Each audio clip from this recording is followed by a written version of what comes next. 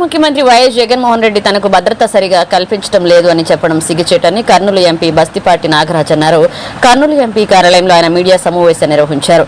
ఈ సందర్భంగా ఎంపీ మాట్లాడుతూ జగన్మోహన్ రెడ్డి అనంతపురం జిల్లా రాప్తాడు పర్యటనలో రాష్ట్ర అన్ని ఏర్పాట్లు చేసినా భద్రత సరిగా లేదు అని పోలీసులను విమర్శలు చేయడం సరికాదన్నారు.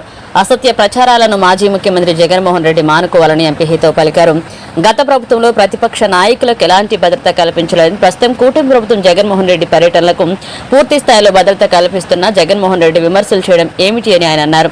ఈ కార్యక్రమంలో రాష్ట్ర కురవ కార్పొరేషన్ డైరెక్టర్లు రామకృష్ణ, వెంకటరాముడు, టీడీపీ నాయకులు వల్లి, దేవ, శంకర్, నగేష్ పాల్గొన్నారు. ప్రజా ప్రభుత్వం ఈ విధంగా కొనసాగిస్తూ ఉంటే రాష్ట్రంలో ప్రజాస్వామ్యాన్ని అప్రజాస్వామ్యం పాలు చేసుకుంటూ గత ముఖ్యమంత్రి జగన్మోహన్ రెడ్డి గారు చేసినటువంటి అరాజకాలు అంతా ఇంత కాదు. కూటమి ప్రభుత్వం బ్రహ్మాండంగా అధికారంలోకి ఇచ్చిన తర్వాత 164 సీట్లతో మ్యాండేటరీ ఇచ్చిన తర్వాత ప్రజలు అటువంటి ప్రభుత్వాన్ని ఎక్కడ విచ్ఛిన్నం చేయాలనే ఒక దురుద్దేశంతో ఆయన చేసినటువంటి అరాజక పరిపాలన అంతా ఇంత కాదు. కాబట్టి మేమంతా కేంద్ర హోంమంత్రి అయినటువంటి అమిత్ షా గారికి విన్నవించుకోదలుచుకున్నాం. ఎందుకంటే ఒక క్రిమినల్ చేసినటువంటి రాజకీయ నాయకుడు రాష్ట్రంలో తిరుగుతూ ఉంటే ఎలా ఉంటుందంటే మీకు అందరికి తెలిసిన విషయం, మీరు ప్రజలకంతా గత ప్రభుత్వంలో ఆయన చేసినటువంటి విధ్వంసం అంతా ఇంత కాదు.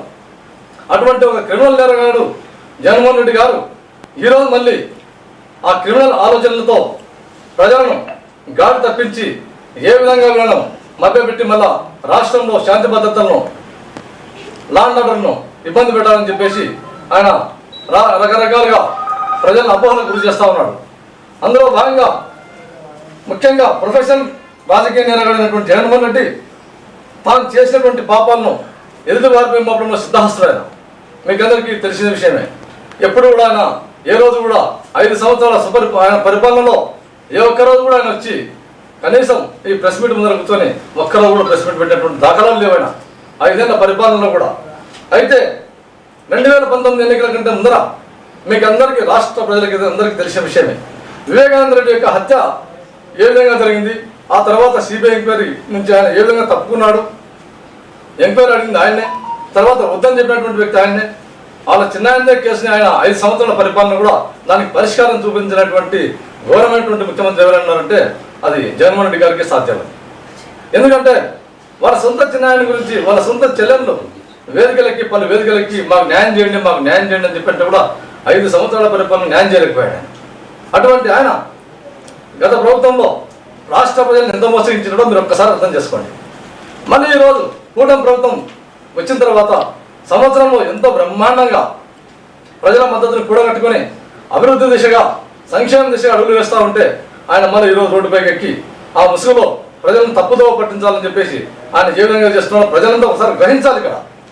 ఎందుకంటే మీకు అందరికి తెలిసిన విషయమే గత ప్రభుత్వంలో.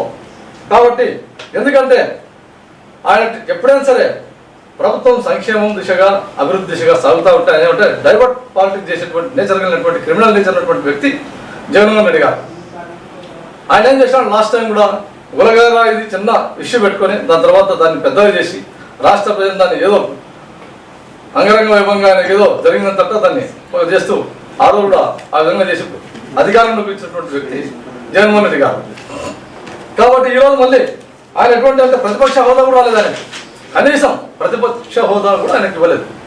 ఆయన ఏమన్నాడు 175 గెలుస్తాను, అటువంటి వ్యక్తికి 11 సీట్లతో ఇంట్లో పెట్టారు.